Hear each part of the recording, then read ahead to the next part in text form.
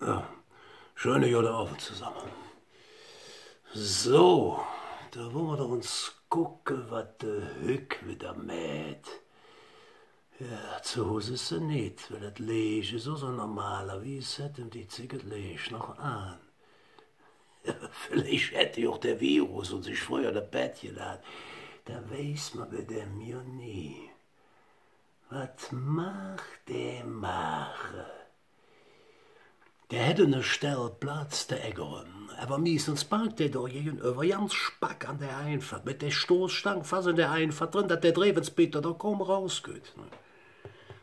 Der hätte nämlich auch einen Parkschein. Das darf der ja nicht. Stellplatz und Parkschein. Darf der ja nicht. Ja, da fängt es doch schon uns an.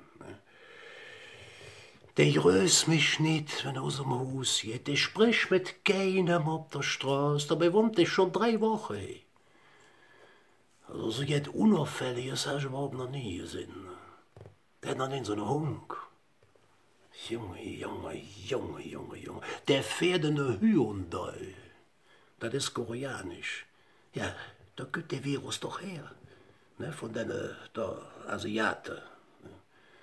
Der ist doch kein 3 Tage hintereinander derselbe Uhrzeit aus dem Haus gegangen. Was macht der machen? Da geht es schon wieder mit 2 Einkaufsbügeln von Penny. Immer nur Penny. Jeden Tag Penny. Der ist bestimmt Hartz IV. Das hast du von Anfang an gedacht. Moment, was hätte er da in der Brusttasche? Jetzt schärfer machen, war das gerade. Ne Wettsching, 7. Rennen, Dreierwette. Das darf der ja nicht, als Hartz IV. Der darf der ja nicht zocken. Der gewinnt die Dreierwette jetzt, da bezahle ich doch von Menge Steuergrosche. Das der mir noch fehlen, dass ich dem seine Spielsucht finanziere. Ich zahle doch schon genug für die. Junge, ne. Ach, da gibt der Briefträger. Ja, da wollen wir uns gucken, was der im Hück wieder reinschmiss. Ja, ist der Wort schon ohne Brief von der Stadt. Ne? War bestimmt beknallt, ne? Wenn nicht mich, ne? Ach, Lore, Paket, kriegt der Hück, Paket. Ja, Moment. Das sind ja amerikanische Briefmarken drauf. Also, hör jetzt, die Amis, die haben doch so ein Großland, da sollen sie uns doch in Ruhe lassen, mein Gott. Aber mich stellt schon interessieren, was in dem Paket drin ist. Aber der hätte ja die Kirche noch hinten raus. Und vorher hätte er immer die Dinge für. Immer. Auch das über. Ja, da kannst du dran fühlen. Ich meine, wir schon nichts verbrochen haben. Ne? Da muss schon nicht der ganze Tag wieder nicht werden. Junge.